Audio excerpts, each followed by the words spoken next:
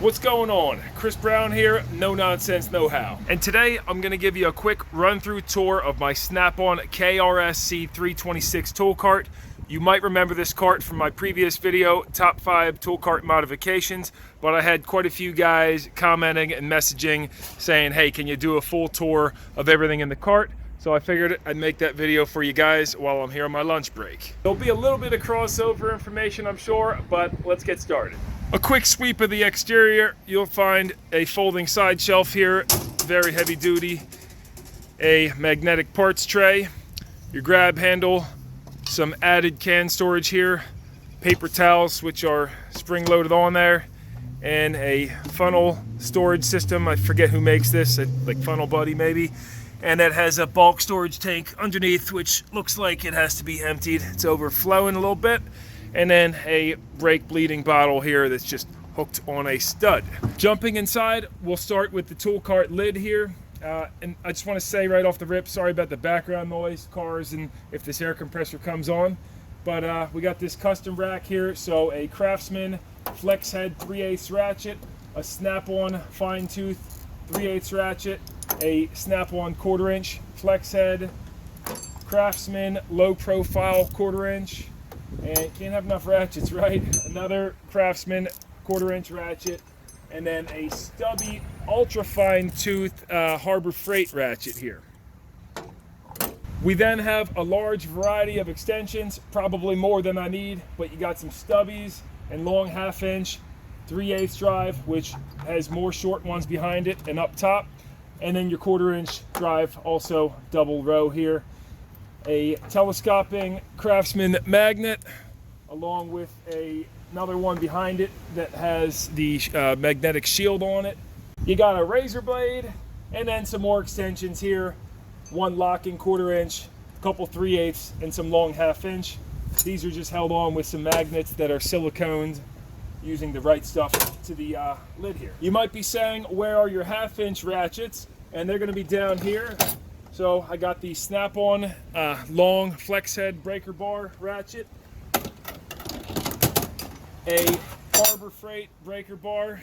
Never broke this thing, believe it or not. I actually did break a Snap-on one that I used to have though. So I have the other Snap-on one at home now. A Craftsman 1/2 inch ratchet. Everybody has seen this particular style, I'm sure. And then one super fine tooth Harbor Freight. Actually, that's not that fine tooth, but a Stubby 1/2 inch. Tire filler, pressure gauge. 3 Craftsman Pry Bars. These made in USA, and they have the steel or aluminum. Yeah, this is steel on the end here for hitting them. Nice pry bar sets. You get the long one, and then these 2 little guys. A gun barrel off of a 308 Winchester, and I use this for big punch for hitting things. Works good for starter motors when you got to hit a starter to get it going. You take this and hit it with a hammer in a remote spot. Works awesome for that. A little breaker bar that I use in conjunction with my ratchets and other things. This is actually a front axle off a GSXR motorcycle. A blower, extended blower thing. Wand, blower wand. Stainless steel cup to hold my work gloves in there, nice and compact, and a Cobalt 25-foot tape measure. Over here, mostly screwdrivers. We got a number 3 Snap-on, number 2 extended, that's actually a Matco, a number 2 regular, and a number 1, plus both Stubbies, number 2 and a 1/4 inch flathead, along with a pocket screwdriver in here. And then on the flathead side, we go from a small one up to a fairly large one. I think one of these is actually a Craftsman, the rest are all Snap-on, if I'm not mistaken. And then 2 Craftsman long reach flathead and Phillips. Behind that, I've got my Craftsman grab tool, which flexible grab tool works good for when you drop another bolt, if the magnet can't get to it, or if it's non-ferrous metal. A belt tool behind that. This is nice for hard to reach belts. Get in there and set the belt on the pulley. Got red Loctite, blue Loctite, and then some more bits here. And again, sorry if I'm speaking fast, guys. I'm trying to go through this quick because, again, I'm on lunch. Got a Kershaw blade here. This is a frame lock, made in USA. And then a ratcheting stubby for the bits. And some Phillips and flathead sockets, drag link sockets too. These are all Harbor Freight. Got a Snap-on in here. And then these are Craftsman right here. As far as sockets go, we've got a 39, 38, 36, 35, 34, 32, 12.30 millimeter, which is good for Toyotas, and a 6.30 millimeter. Got a lighter, some chalk. Then for our sockets, we got metric, standard, metric, standard, metric, standard. You can't even see that right there, this red set here. And of course, it goes from 1/2 inch in the back down to 1/4 inch in the front. These are MITs. I've had these for a really long time, and you know, when it comes to impact sockets, I think getting the Chinese ones from Harbor Freight, you're just fine. You don't have to waste your money on Snap-on, in my opinion, especially on the standards, because you're really not going to use those as much. I've had great luck using these Craftsman sockets. Of course, these are from when they were still made in USA, so I can't really speak about the quality of the new ones. And then my 1/4 inch, those are all Craftsman as well. These are all 6-point, and then I keep my 12 points, mostly all my 12 points, in my main toolbox. Spark plug sockets, flexible ones and non-flexible. O2 sensor sockets right here, and then an oil pressure socket. Blue Point 3-jaw oil filter wrench, oil filter sockets here. Got 4 of them. And oil filter sockets, 32 millimeter and 36 millimeter. These are just sitting on an old valve here. Also a hood prop, which works well for holding down gas pedals or brake pedals too. You know, telescoping, and locks out, made by Lyle. Excellent piece. A little cup here full of, well, all sorts of stuff relating to sockets. I don't need to bore you with all that, but these work good for putting sockets on drills. And then you got a little stubby guy there.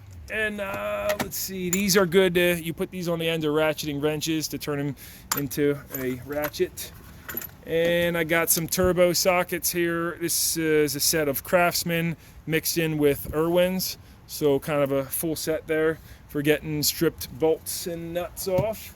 Over here we got SAE standard hexes, metric hexes. This one is actually a 7/16 that I've grinded down to fit 11 millimeter because I couldn't find an 11 millimeter. This is Pittsburgh Harbor Freight. But the rest of these are mostly Craftsman, Cornwell. I got Snap-on set down here, the 1/4 inch set. Kind of a mixed match of everything in my toolbox. Metric flex sockets. Got Snap-on and Craftsman mixed in there. These are mostly all Snap-on though. Now, you got your flex adapters. I will say these Craftsman made in USA ones, these are awesome. Much superior compared to this style that have just the 1 pin in them. These like to break all the time if you put a lot of torque on them. But this style has 4 points of contact, and this one's actually brand new. I've just warrantied it out, which, if you know, with the Craftsman, it's getting hard to do that. But they last pretty long. This 3/8 one, this has been going for quite a few years now and still running strong. We got all adapters here. Don't need to bore you with that. These here are just some sockets I've modified for getting petcocks off of radiators when they're hard to get your fingers in there. Just put this on an extension and you can get to hard to reach petcocks. Some square drives. Then we got triple squares over here. These ones in the back are security ones, or well, not security, but they have the hollow pin in there. And these are literally no name. They have no name on them, except for my initials, which pretty much all my tools have that. A few Snap-on ones, and then these down here are Blue Point set. These stubbies, you really got to have these stubbies too. Sometimes you need them. Back here, these are Harbor Freight Torx, inverted Torx. And then some Craftsman ones down here. Good for working on German vehicles. You can see I'm missing one because my buddy borrowed that. And then all my Torx bits over here. I got the Lyle set here, Pittsburgh, and the Lyle set there. And then the large ones, these are also Pittsburgh, Harbor Freight. This is a T55 used for Nissan flywheels. That's kind of a specialty socket, and that's made by a no-name. Extended T40 Torx. I've used this on a lot of drive shafts on Dodge trucks, if I'm not mistaken. And that wraps up the top. May have forgot a thing or two, but let's move on. Top drawer is going to be mostly wrenches. So I've got Craftsman line wrenches in the back, metric and standard. These are Craftsman Stubby wrenches here. And if you haven't seen the video before about doing the Romex for wrenches, check that out. I'll put a link in right here for you. These are made in USA. They're not anymore, but this is the good set. And Lyle flat wrenches here for getting in tight areas, also made in USA, I believe, if I'm not mistaken. Now right here is a tool that's worth every penny from Snap-on, in my opinion.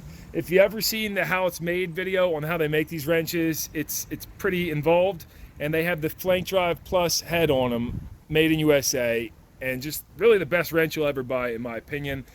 Not worth it to buy the Harbor Freight ones yet. Really, having this head on here just makes a world of difference. I'm not going to jump all into it right now, but totally worth it. I do have one Craftsman in here. That's a 27, but I go from 24 down to 6mm on the metric Snap-on Flank Drive Plus wrenches. Then we've got Gearwrench. This coil set's not as good, but Gearwrench ratcheting wrenches. These are definitely worth their money. Don't buy them from Snap-on. They're too much. Gearwrench work just fine. Some tie rod and sleeve tools. A few Vernier Calipers. Got a standard one and a German metric one. I'm sorry, not metric, but decimal. A brake force rotor mic. It's just like a $500 piece. I found this at the flea market for only 25 bucks though. A machinist's ruler, steel ruler, a cup full of some random stuff, hubcaps on Audis and VWs, a spark tester, spark gapper, and more hubcap tools, or lug nut tools, should I say. A stud installation tool. Everybody needs one of these if you're working on cars for putting new wheel studs in. A Snap-on impact driver. This is something also I think buying from Snap-on is worth its weight in gold. It works better than any one I've ever used before. Some earmuffs, safety glasses, torch glasses for when I'm torching things, and a rechargeable headlight. And that's everything in that drawer, it looks like. Next drawer is going to be mostly pliers and hammers. Just kind of run through this for you. Got 4 sets of adjustable wrenches, large to small, a monkey wrench, a hose cutter made by Craftsman. You get your finger off pretty good with that one. A pair of scissors right here. A Chrysler inner tie rod end adjuster. Not a necessary tool, but I got this for free when I was parting out a toolbox that I had bought. I kept it. Works pretty good. Oil filter wrench. Some channel locks, large, medium, and small 90-degree channel locks there. All sizes of needle nose pliers, along with some hose grip pliers, 2 sizes of those. These are Max, and these are Max as well. Mac tools. And then some super long needle nose. Now this, again, I think is something that you buy from Harbor Freight. You're going to get bent tips on them and such, but if you just go back, they warranty them right out, so why not? These long reach ones are really nice. These are made by, I believe, Channel Lock or Channel, I'm not sure who makes them, I forget. But they work cool because they have that double joint in there, so if you got to get in somewhere, you don't have to spread them out super far to get in. See what I'm saying? You know what I mean, right? Some hose pinch-off clamps also work good for holding timing belts onto the cams. Snap-on ball peen hammer. A S-Twing 3-pound mini sledge. Best mini sledge money can buy, in my opinion. Also made in USA. Some hose remover pliers. A few body clip tools here, like this Matco set here. This is for exhaust rubber bushings for pushing those through. Don't use that too often, but it does come in handy. Some more body panel tools, retaining ring pliers. We got these flat style as well in Craftsman. More Craftsman hose pinch off pliers, 2 sets of those. Parking brake cable pliers, Snap-on Dikes and slip joint pliers. These dikes definitely worth their money from Snap-on because they cut really nice, have a great grip, and when you abuse them and beat them up, you can just return them on the truck if you're cool with the guy, right? If he comes to your shop. But worth the money in Snap-on, in my opinion. You might have noticed some client tools here. We got some wire strippers, crimpers, and you're probably laughing. I got a pair of linesmen in here, whatever. I use them for things I probably shouldn't be using them, and for wiring too. And then all my vice grip sets here. Don't have to show you all those, just 4 pairs of those. That's that drawer. Third drawer is going to be mostly air tools. So we got the Gearwrench titanium 1/2 inch. This is a Harbor Freight 3/8 drive. This thing is probably 10 years old and I beat the balls off it. It's still going strong though. I try to keep these lubricated though. A pair of angle die grinders, whatever you want to call them. This one's Harbor Freight. This is Matco, I believe. And this one I cut. They used to have a laser on top of this. I cut that off. I don't know why it was even on there. A few cut-off wheels. Got both versions. The extended 90 degree is nice for getting in tight areas. These are both Harbor Freight. Another blow nozzle. A needle scaler. A few straight shaft grinders. Got the double carbide bits on them. Also Harbor Freight, you'll notice. A Snap-on 3/8 air ratchet. Harbor Freight Earthquake 3/8 ratchet, impact style. This thing, I have another video on it too. I'll plug in up there.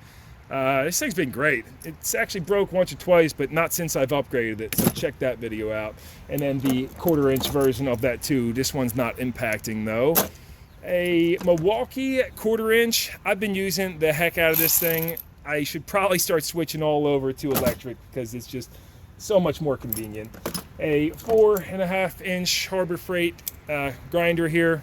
You can see that bit's pretty worn down though. A Snap-on PH3050 air hammer. It's got the PH200C head on it. This is worth it from Snap-on, or the Gearwrench one is pretty good too. All the bits in here for the cookies and such for the grinders, which this one I use for tire repairs, and it's actually one of those bits that you may have seen before, like they go on a low-speed grinder, but I just took this cookie, put it in the center, and then you can thread it on there, and if you use it carefully, it works great, but it can fly off of there because it's got some weight to it, so you got to be careful. And then, of course, all your bits for the air hammer. Another thing that's worth it from Snap-on are these because, yeah, they're pricey, but they warranty them for life, and they don't question you about it. I know Craftsman, I've tried warranting these out for Craftsman before, and they're like, nah, they're like drill bits. We won't warranty them. So worth it to buy them from Snap-on. You can tell a lot of mine are brand new and fresh, and that's because I've warrantied them out quite a few times. Just recently I did it, and so you get freshies for free, which is nice. Fourth drawer down is kind of miscellaneous, we'll call it, but sticker scraper, extended reach, a file with some chisels, cold chisels, and punches. All the most commonly used ones. Got a pick set, Snap-on shorties, and Craftsman extended reach. Got hex bit sets by Craftsman, both stubbies and the long ball end style here, metric and standard.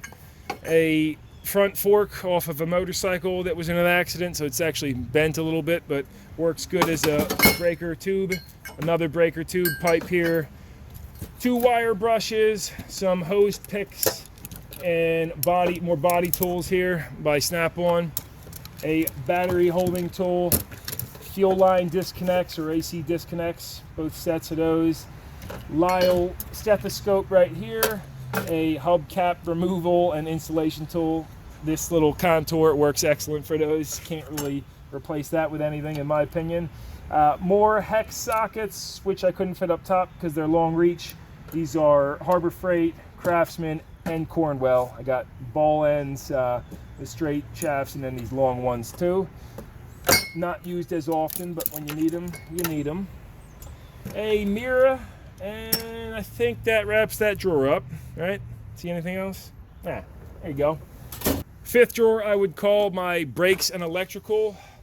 Got a C-clamp for pushing in pistons and other odd tasks. A Harbor Freight caliper push-in tool. Don't buy this from Snap-on. The Harbor Freight one is gonna be just fine for you. Does everything you need to do. I've never had a caliper that doesn't work on.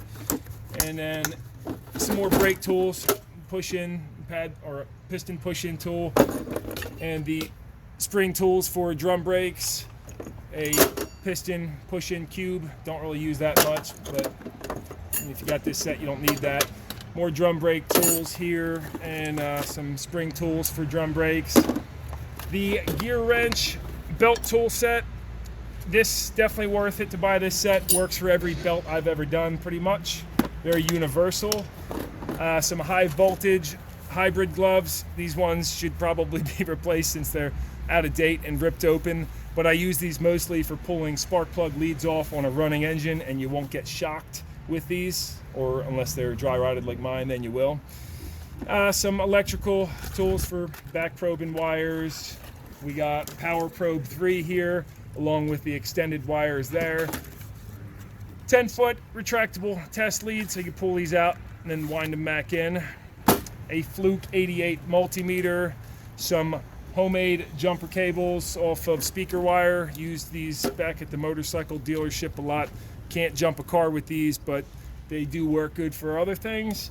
And the Power Probe 3 manual, which has a lot of really useful information in there.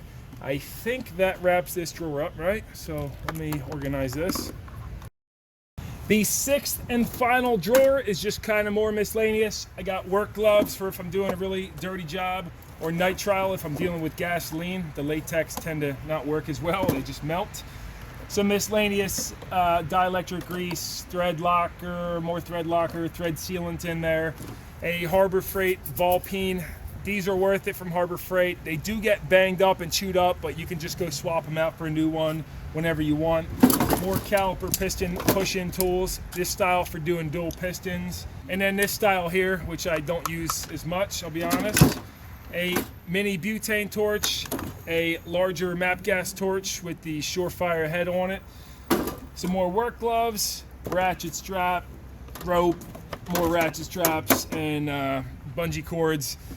Wheel bearing grease and Bell Ray waterproof grease right here. And then a bearing packer, which really saves you a lot of time when you're doing the brakes on the vans with the front Timken bearings in there. Saves you time from having to pack those in your hand. That is pretty much everything, right? I'm sorry I'm rushing through this so quick. I am just dying of thirst now, and my lunch break is totally running up. I'm pretty sure it's over now. I think I showed you everything you need to see in this cart. I will tell you, it's really heavy when you roll this around. A cart this big belongs in a shop that's large enough to roll around. You gotta definitely keep that in mind. I think I missed this Craftsman 1/4-inch driver here. This works as an extension too. I use this thing all the time. Two things I failed to mention. This goes in my electrical drawer. This is my Craftsman scanner. I use this for kind of basic stuff, but it does have graphic and all that. We have a shop scanner and Autel if I gotta get down and dirty. And then down under here, I have a Craftsman larger telescoping magnet, very strong. I work at a general automotive repair shop, so we work on all makes and models here.